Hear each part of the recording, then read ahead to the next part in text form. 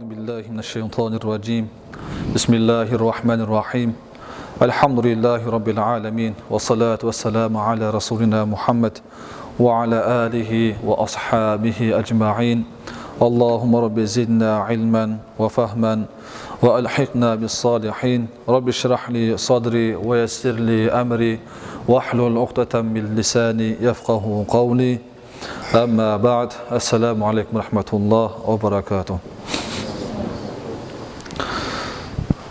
Аллаху Тағалаға сансыз мақтаулар мен мадақтар болсын. Бізді жоқтан бар етті, және бізге осындай тура жолын нәсіп етті, және де мұсылман күйінде осы дінімізді ұстануды нәсіп еткен Аллаху Тағалаға сансыз шүкірлер болсын. Және де бұл дінді бізге жеткізуге, түсіндіруге бар ғұмырын саған пайғамбарымыз Мұхаммад Мұстафа саллаллаху алейхи вассаламға сансыз салауаттар болсын. Бүгінгі уағызымыздың тақырыбы жалпы адам баласының өмірде разылығын алуға, өмір бойы жақсылығын жасауға ең лайықты болған кісілердің бірі бұл біздің ата-анамыз. Енді осы біздің ата-анамыз өмір бойы ол кісінің разын алуға тырыстық. Енді өмірден өткеннен кейін де ол кісінің алдында біздің атқаратын міндеттеріміз бар ма? Жоқ, әлде өмірден өткеннен кейін ата-анамыздың алдындағы міндеттер тоқтай ма? Осы жайында иншалла тоқтала кетсек. Өйткені Аллаху Тағала хадистерде келгендей өзінің разылығын ата-ананың разылығына қойып қойды әнде. Хадисте келеді ғой, егер ата-ана разы болса, онда мен разымын дейді. Ал егер ата-ана ашулы болса, онда мен де ашулымын дейді әнде. Алла Тағала ашулы дейді. Яғни бұл хадистерде көреміз. Демек, адам баласының ең әуелгі Алланың разылығын тапқаннан кейінгі екінші орында тұратын ең үлкен дәреже бұл ата-ананың разылығын табу екен. Пайғамбар саллаллаху алейхи вассалам бірде бір жігіт келеді. Осы жайында бір хадис бар екен. Ан Аби Усайдин Малик ибн Раби'ат ас-Са'iди анна раджулан қал: Я Расулаллах. Абу Саидтен келген бір хадисте, Усайдтен келген хадисте айтады, бір жігіт келді дейді: Уа Алланың елшісі, хәл бақия мин бирри абавайя шайун абуррухума бихи ба'да маутихима. Уа Алланың елшісі, менің ата-анам өмірден қайтқаннан кейін, озғаннан кейін, олардың артынан өтетін бір ақым бар ма? Қандай хақтарым бар өтетін дейді оның артынан, өмірден өткеннен кейін. Сонда Пайғамбар саллаллаху алейхи вассалам фақал: Наам, әрине, өтетін тағы да ақыларың бар дейді. Демек, ата-ана өмірден өтсе де, артында ұрпақтың міндеті бітіп қалмайды екен, жалғасады екен. Олар қандай? Бірінші хадисте айтылған ас-салату алейхима. Олар үшін Алла Тағаладан дұға тілеу, дұға ету. Яғни әрдайым уақытыңыз болса, шамаңыз келсе, әрдайым ата-анаңыз үшін Алла Тағаладан дұға етуіміз керек екен. Бұл біздің бірінші ақымыз екен, ата-ананың алдындағы. Екіншісі, вастигфару лахума. Олар үшін Алладан кешірім сұрау, кешірім тілеу, жарылқау тілеу. Бұл екінші міндетіміз. Өйткені өмірден өткен марқұм кісі артындағы ұрпақтарының жақсылықтарына, дұғаларына, ізгі амалдарына мұқтаж. Кейде біз мынау марқұмдардың жаназаға барған кезде, кейде адамдардың тілектерінде, дұғаларында мынандай нәрсені естиміз. Қайтқан кісі артындағы ұрпақтарын желеп жатсын, шапағатшы болсын деп айтып жатады. Артындағы ұрпақтарын желеп жату үшін, шапағатшы болу үшін, әрине ол нәрселердің барлығы Алланың құзырында болатын нәрселер. Қайтқан кісі артындағы ұрпағына қашан шапағатшы болады? Ол да Алланың қалауымен, рұқсатымен берілген бір мүмкіндік болған кезде болады. Қандай кісілерге ол да? Ол да белгілі кісілерге, белгілі бойында сипаттары бар болған кісілерге. Мысалға, Алла жолында шахид болған кісілерге. Немесе Құран жаттаған қари кісілерге. Осындай кісілерге Алланың қалауымен, рұқсатымен не болады? Оларға шапағат ету ақылар беріледі. Бұл да ақыретте. Ал енді артында ұрпақтарын желеп-жеуіп жату деген сөзде бұл да не болады? Кейде артық болады, яғни. Неге?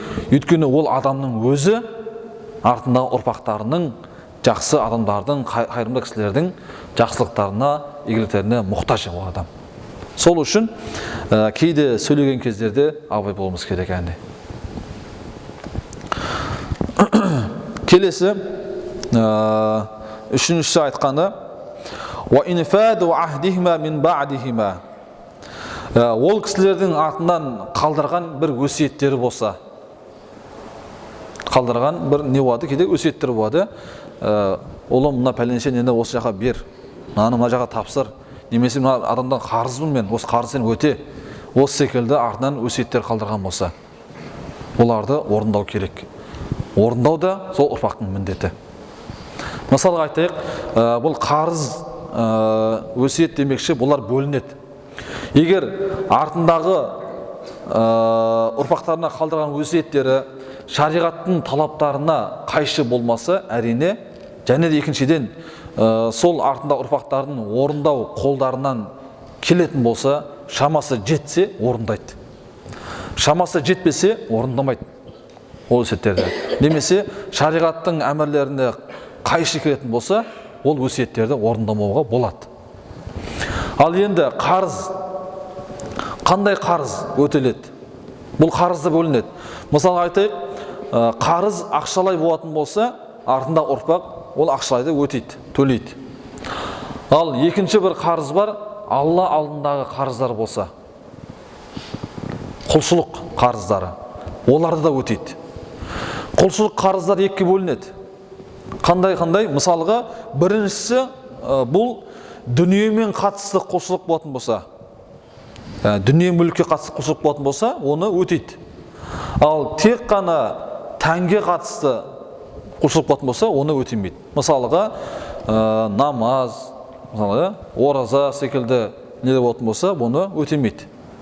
Ал қажылық, зекет секілді құлшылық қатысты, дүниеге қатысты не болатын болса, құлшылық болатын болса, бұны өтейді.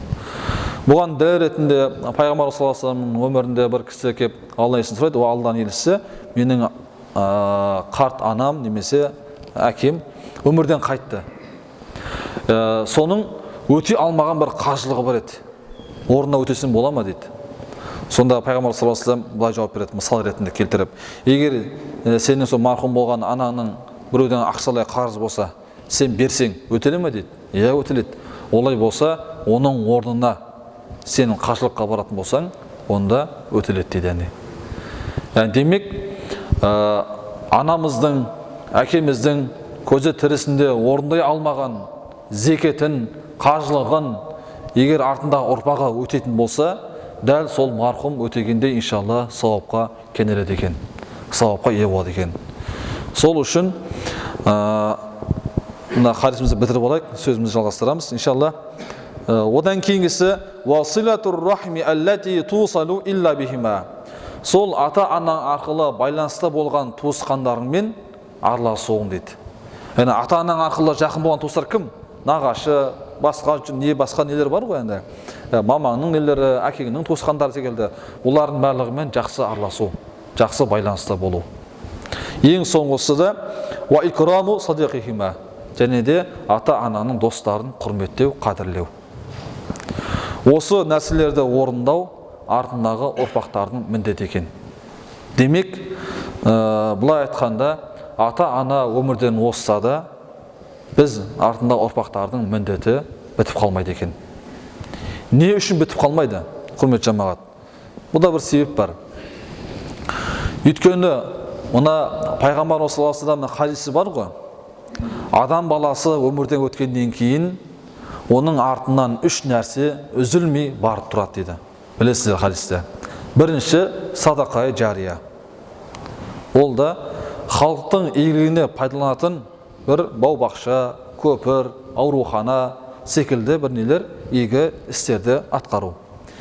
Екіншісі жақсы білім қалдыру, кітап жазып қалдыру, яғни оны адам оқып, тәубесіне келіп, иманын, сенімін арттырып дегендей. Үшіншісі салих ұрпақ қалдыру. Салих ұрпақ, осы жерден яғни тоқталамыз біз. Салих ұрпақ кім? Не үшін ата-ананың өмірден өтсе де, олардың артынан үзілмей барып тұрады?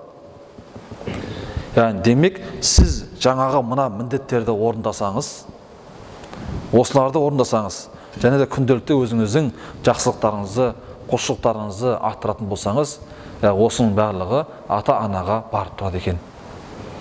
Яғни салих ұрпақ, жақсы ұрпақ, ата-анасының амал кітабының жабылып қалмауына себепші болады екен. Ата-анасының амал кітабының қияметке дейін, ақыр заманға дейін амал кітабы ашық тұрып, арттарынан үзілмей сауап барып тұруына себепші болады екен салих ұрпақ. Ал егер сіз жаңағы айтқан нәрселерді орындамайтын болсаңыз, намазыңыз жоқ, құлшылығыңыз жоқ, оразаңыз жоқ, зекетіңіз жоқ, ата-анаңыз өмірден өтті, олар сауапқа мұқтаж, ал бірақ сіздің беретін түгіңіз жоқ. Не дұға жасамайсыз ата-ана үшін, немесе ата-ана үшін Алладан кешірім сұрамайсыз, ата-анаңыздың достарын құрметтемейсіз, ағайындармен жақсы араласпайсыз. Бұлардың барлығы не? Ата-анаңыздың артынан ешқандай сауап бармайды. Ата-анаңыз өмірден өтті, ол кісілердің амал кітабы жабылады. Яғни демек, сіз ізгі қайырлы ұрпақ бола алмадыңыз. Яғни сіз арқылы ата-анаңыз сізден ешқандай нәрсе ала алмады. Көзі тірісінде бір жақсылық жасаған шығарсыз. Ол міндетіңіз. Оны бәрі істейді. Ал бірақ олар өмірден өткеннен кейін де сол жақсылықтарды әрдайым жалғастыру осы маңызды. Неге маңызды? Өйткені сіз бұларды тоқтатпай жалғастырсаңыз, қиямет қайымға дейін олардың амал кітабы ашық тұрады иншалла. Олар сауапқа кенеледі. Пайғамбар саллаллаху алейхи хадисі бар. Пенде Алланың құзырына шыққан кезде сонда үлкен-үлкен сауаптар келеді екен. Сонда әлгі пенде айтады, уа Раббым, мына сауаптарды мен жасамаған білем дейді. Бұлар маған қайдан келді дейді. Сонда Алла Тағала бұны сенің артында ұрпақтарың жеп жатыр дейді. Артында ұрпақтардың жасаған ізгі амалдар дейді. Сол үшін біз ата-анамыздың артынан жасалатын үлкен жақсылықтардың бірі, олар үшін Алладан шынайы дұға тілеу. Олар үшін Алладан кешірім тілеу. Уа Раббым, менің ата-анамның күнәсін өзің жарылқай көр, өзің кешіре көр, оларды тозақ отынан сақтай көр деп, әрдайым ата-анамыз үшін жалбарыну. Көзі тірі кезінде де, өмірден өткен кезінде де дұғамызды еш уақытта азайтпауымыз керек. Мейлінше әрдайым арттыру керек. Өйткені пайғамбарымыздың бір дұғасы бар. Кімде-кім ата-анасына дұға қылуды тоқтатса, оның рызық нәсібесі азаяды дейді. Сол үшін құрметті жамағат, әрдайым ата-анамызға дұғамыз көп болсын. Және де иншалла Аллаху Тағала баршамызды ата-ананың разылығын алған күйде жан тапсыруды нәсіп етсін. Ва ахиру дa'вана алхамдулиллахи раббил аламин.